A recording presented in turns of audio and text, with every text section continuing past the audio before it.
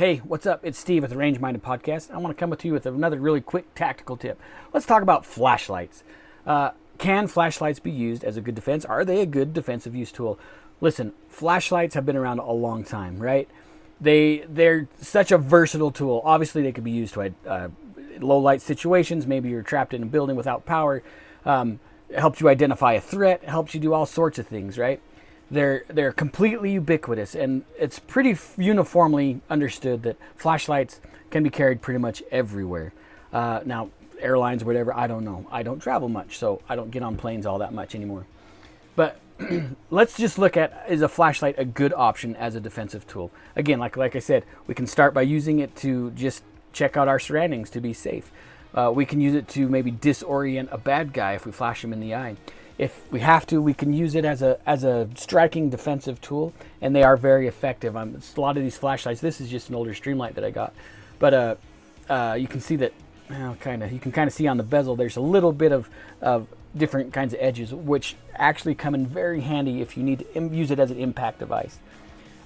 Very versatile and something you can throw in your pocket, and most people aren't even going to care that you're carrying it around. Some of the real benefits of carrying a flashlight, again, it's really not considered something that you might think as lethal. Could it be used as a lethal tool? Yes.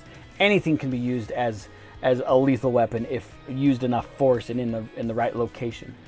All right, let's talk real quick on, is a flashlight a good, viable source of self-defense? Is it a good tool for self-defense? Yes. Again, most places this would be considered like a non-lethal tool. Most people carry flashlights, and you can get them from different sizes. We already talked about using them as impact tools or whatever.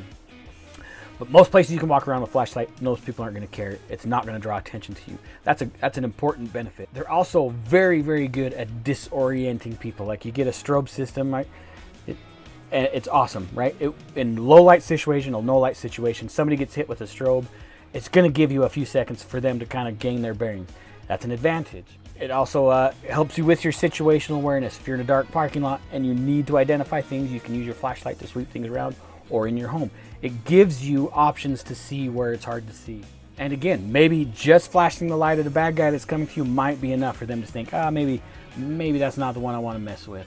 There's lots of advantages to a flashlight. All right, let's look at some things that you probably want to look for when purchasing a flashlight as a defensive tool. First thing you want to really think about is how many lumens, or how bright is this light going to be.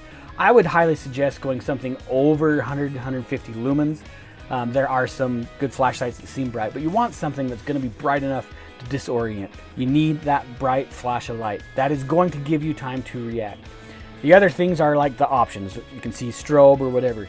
I like the strobe option. I like it just for the fact, again, of disorientation. I prefer the ones with the thumb buttons. You can get some with buttons on the bezel, but you need something that can be deployed fast and easy and effectively. There's a lot of techniques when using a flashlight, when actually deploying it, especially if you have a firearm. If you don't have a weapons mounted system on your firearm, there's techniques of whether Cheek Index, FBI, or Harry's, whatever you want to do, of how to utilize your flashlight with your firearm. But you need to get competent training. Anybody can say, yeah, just hold the flashlight and shoot a gun. But it's a little bit more involved than that. Seek out a good low light, no light class where you have a flashlight in one hand and a gun in the other. It'll be one of the best classes you ever take. It's a ton of fun. But as usual, your defensive tools are only as good as your awareness. You need to develop a mindset. You need to be developing a way that you're always aware of what's going around you. We've probably heard Cooper's color codes in the past. Never stay in the white. We'll talk about color codes later.